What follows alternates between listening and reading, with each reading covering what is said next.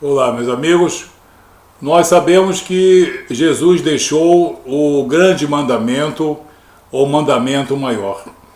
E nós precisamos ficar atentos, porque esse mandamento maior, como está aqui no Evangelho de Mateus, no capítulo 22, a partir do verso 36, esse grande mandamento, ele tem dois componentes bastante diferentes.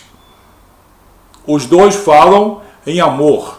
É um mandamento só, com duas divisões importantes, porque Jesus, em sua sabedoria, sabia que antes de tudo, antes de que o homem pudesse compreender aquilo que devia fazer, dizer e pensar, ele devia considerar sempre, antes e acima de tudo, a vontade soberana de Deus em suas vidas. Então, Jesus deu o seguinte mandamento. No verso 36 do Evangelho de Mateus, capítulo 22, Mestre, qual é o grande mandamento da lei? Respondeu-lhe Jesus: Amarás o Senhor teu Deus de todo o teu coração, de toda a tua alma e de todo o teu entendimento. Aí ele diz no 38, este é o grande e primeiro mandamento. Este é o grande e primeiro mandamento. O segundo, semelhante a este, é: amarás o teu próximo como a ti mesmo. Desses dois mandamentos dependem toda a lei e os profetas. O que Jesus disse aqui? Vocês estão recebendo um mandamento de amor, compreensão, soberania, reverência, etc. Mas existem dois momentos de observância desse mandamento. O primeiro momento, o momento maior, é observar a soberania de Deus. Todo aquele que ama a Deus e a sua soberania, automaticamente está capacitado e legitimado para que possa amar o seu próximo. Tem muita gente que é capaz de amar o seu próximo, no caso contribuindo para as suas obras, para os seus méritos pessoais, que não deixam de ser méritos, mas não são legitimados perante Deus, porque essas pessoas, de maneira sistemática, e o pior, conhecendo o acerto e o erro, de maneira sistemática, não amam a Deus. Não têm reverência às coisas de Deus. Não cumprem a fase 1, a fase primeira e mais importante do grande mandamento. Então fazem caridade, são pessoas amorosas, pessoas muito afetivas, mas não são capazes de observar a primeira fase desse mandamento. O que Jesus está dizendo aqui? Existem várias coisas que denotam que o homem, antes de amar ao seu próximo, ama a Deus. Vamos dar alguns exemplos. As pessoas que que praticam idolatria, elas estão amando a Deus? Não. Elas não estão cumprindo a primeira fase desse mandamento. Porque a idolatria é uma das coisas mais repugnantes a Deus. O povo hebreu ficou no cativeiro 70 anos por causa da idolatria. E hoje o povo judeu detesta, não suporta nenhuma idolatria, nenhum culto a imagens, bustos, ícones, nada disso. Eles não suportam idolatria porque eles amam a Deus. E nós cristãos não suportamos idolatria. Não queremos saber de imagem de gesso, porcelana ou madeira. Não queremos saber de idolia, hiperdulia, latria, adoração, veneração. Isso não nos interessa. Deus disse: eu abomino essas coisas e essas pessoas.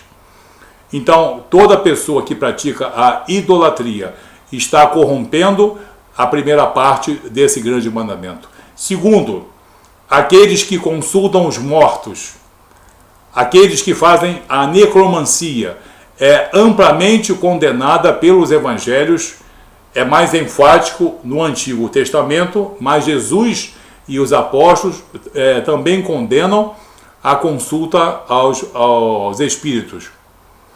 No Evangelho de João, nos capítulos 14, se não me engano, Jesus fala amplamente ali. Tudo aquilo que eu, Jesus, concordo é de acordo com a vontade do Pai. Tudo aquilo que meu Pai detesta, eu detesto também.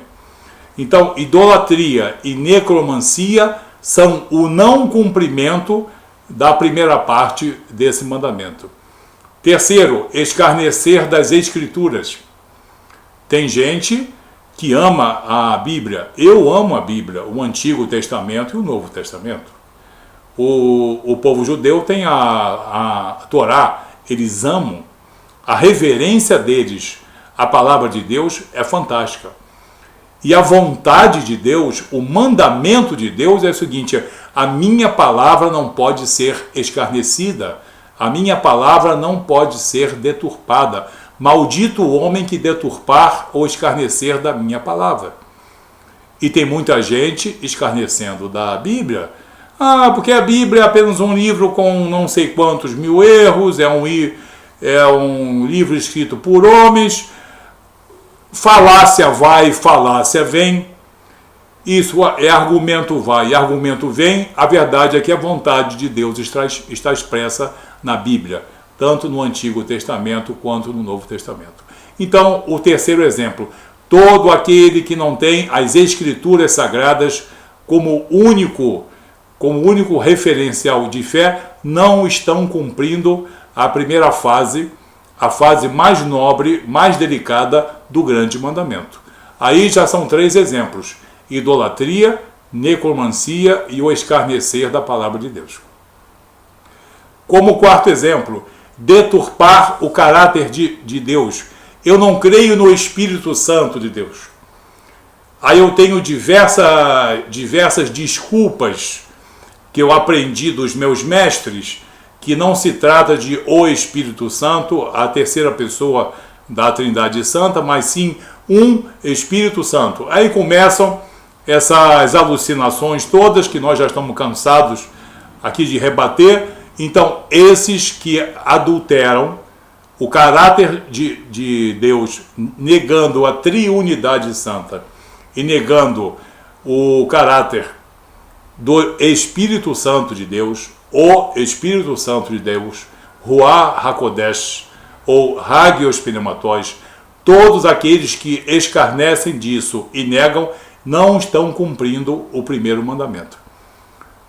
Mas nós fazemos caridade. Pode parar, porque em primeiro lugar vocês têm que ter a devida reverência a Deus. Isso é bíblico, a contextualidade bíblica no Antigo e Novo Testamento, e não adianta desvincular o Antigo do Novo Testamento, está manifesta o desejo de Deus, dele ser soberano em nossa vida. Vamos citar um quinto exemplo: a figura de Jesus. Jesus é Deus, soberano e Senhor. Tem muita gente dizendo que ele é apenas mestre, que foi um homem evoluído, que foi um grande profeta, que foi um grande espírita, que foi um grande médium, que foi um grande ensinador. Não, isso é o quinto exemplo clássico de não cumprimento do primeiro mandamento. Nós poderíamos citar muitos outros ainda, como a negação da salvação pela graça, os que afirmam que Jesus morreu pelos seus ensinamentos e não pelos seus méritos pessoais, vicários. Existe uma série de exemplos em que o primeiro mandamento não está sendo cumprido. O primeiro mandamento, a primeira fase do grande mandamento, não está sendo cumprido. Está sendo corrompido sistematicamente, mesmo as pessoas tendo acesso à informação correta. Aí, querendo criar doutrina de homens, doutrina de méritos humanos, de salvação pelos méritos humanos, exuberam em cumprir a segunda fase desse mandamento, mas não se preocupam com a primeira fase desse mandamento, e com isso pecam, e com isso vão ter surpresas em sua vida espiritual. Então, o grande mandamento, o primeiro mandamento, é para ser cumprido nas duas fases. Antes de tudo, amar e respeitar a soberania de Deus e tudo aquilo que Deus manda que nós preservemos e que nós amemos. Aí, em segundo lugar, entra eu, você, nossos irmãos, a raça humana, em segundo lugar. Pode parecer esquisito, principalmente para quem tem uma concepção espiritualista, mas é uma concepção errada. Deus quer ser soberano de tudo que nós fazemos, de tudo que nós sentimos. Então, o não cumprimento da primeira fase do grande mandamento é fracassar no campo espiritual. Amém? Que Deus abençoe você. Até o próximo vídeo. Muito obrigado.